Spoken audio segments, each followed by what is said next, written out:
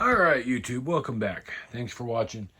It's October, so it's starting to get cold again. And I got some comments on our video that we were talking about our heater last year and realized that maybe there's some information that's not on there. So I want to share that and hopefully help people out. Now, this is a new heater. Last year, we had a blue flame heater from a company called Dynaglow. We had a smaller one. It's a 10,000 BTU. We still own that heater. It still works. It's still in the motorhome that we were living in last year.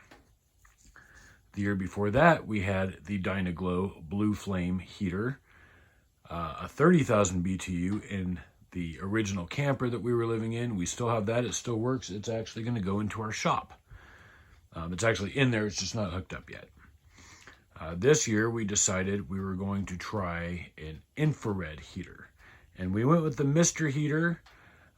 Just real quick, the main reason being this one can run off of a 20-pound tank, which is your standard barbecue, or the larger tanks.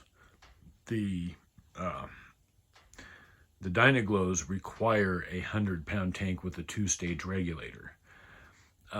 So this gave us more versatility in our propane delivery system, because if it's winter time, it's going to be really hard to get those big tanks out of here if we get a bad winter, which this year might be. We don't know. So just a little bit about this heater. We'll do that separately, kind of more in detail. But here's the thing. We had problems with one last year. It was a 20,000 BTU, and then we went in and got the 10. The problem that it was having, it was the symptoms of low oxygen in the air.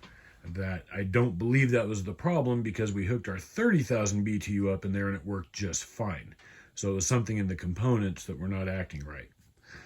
That being said, here's some important information on any of these ventless propane heaters. They're all zero clearance on the back, so they can mount. All of the ones that we've worked with, and it's been a few so far, and they don't require any type of special venting. All of them say that they are good to 4,000, maybe 4,500 feet in elevation. The reason why is without any type of venting, you need to have oxygen that can combust, that can burn. And without that venting, your standard heater, your furnaces, any of that, they actually pull a little bit of their air from the outside. So, for example, the heater in this trailer is sitting in there. So it pulls air in here, but there's also a vent to the outside that pulls in a little bit, so it's good combustible, fresh air. These, without that, they will burn up the oxygen that's in the atmosphere. It will stop burning. It can also be dangerous to you. So they have a sensor. When the oxygen gets too low, it actually just shuts off. A lot of times you'll see the pilot light start flickering really bad before. It'll blow out super easy if like a little breeze comes through or something. So without venting, and this thing's hot. I just turned it on right now. I'm already cooking. Without venting, here's what we do, because you do need to be able to bring in fresh air. We have a window right here, and we crack it open about yay far. And then we take this roof vent, and you can see right now it's open. It doesn't have to be open that far, just enough so that as the air heats up, it's pulling in air. It's heating up, so some of the heat is escaping, which is inefficient, but it's actually how the heater keeps running. So opened a little bit, and that brings in enough air. It kind of creates an effect where it's pulling air through here, and that's bringing in enough fresh oxygen to keep this thing going. even right now with that vent open and that window closed, this thing's going to run for a few minutes and it's going to want to start shutting off because it's depleting the oxygen that quick in here. So I'm going to go ahead and turn it off now. I really just turned it on to show because it's not really that cold today. So that's some important things. If you get any of these heaters, I don't care the brand or what, if it's a vent-free system, it needs oxygen. And if you're trying to close up your camper and seal it, and most people will put plastic on the windows and everything to seal it up even better, you're not getting the oxygen. So you need either to have a couple of windows open, or if you read the manual, it actually tells you to have a vent. They'll want a vent low and a vent up high somewhere. So again, it'll pull the air through. Hot air will start pushing out, and that's going to cause the cooler, fresh air to pull in. It sounds counterproductive. It really does. However, it's actually very, very effective. It works. The motorhome we were in last year, it wasn't too much of a problem because it was extremely drafty. It had plenty of areas where air was coming in anyway.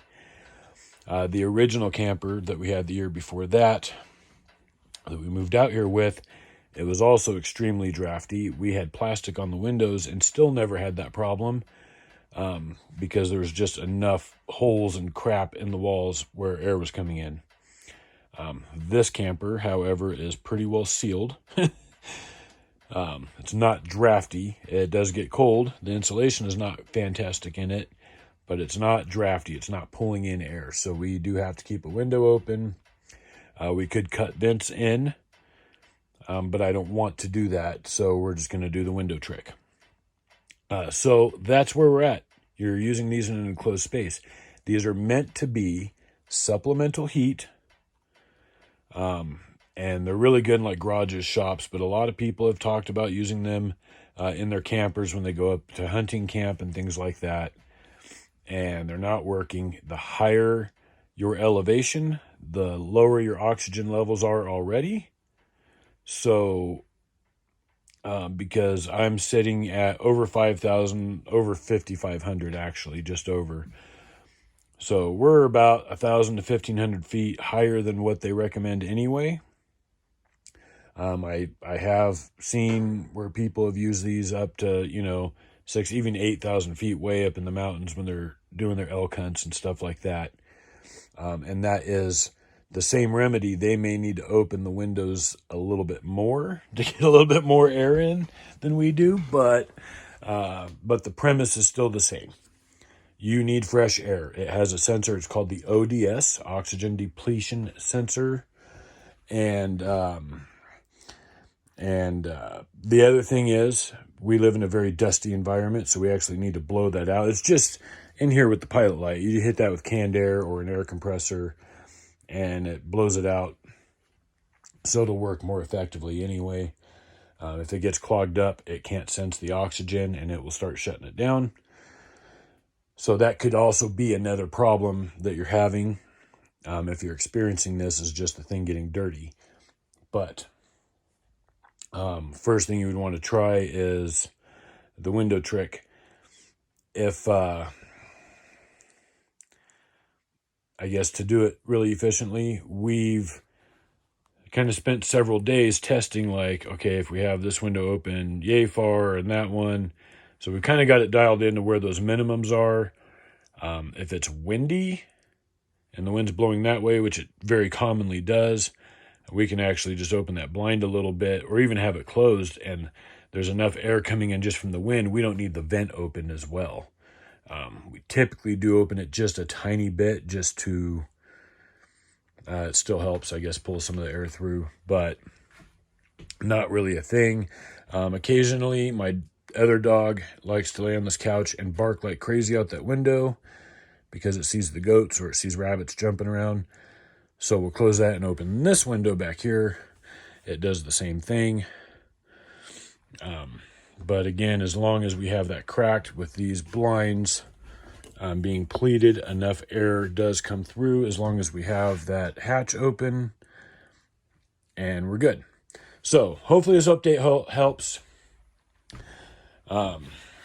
Really, I thought of this because I just got a comment that somebody watched my video from last year and was like, I'm having the same exact problem. Well, cool. Here's the answer. Just a quick short explanation of it. And we'll do more about this Mr. Heater versus the other heaters that we've had. And kind of the differences. They basically look the same and they basically operate the same, but they are a little bit different. And we'll talk about those in a separate video. Thanks for watching. Like, comment, subscribe, share, and we'll see you next time.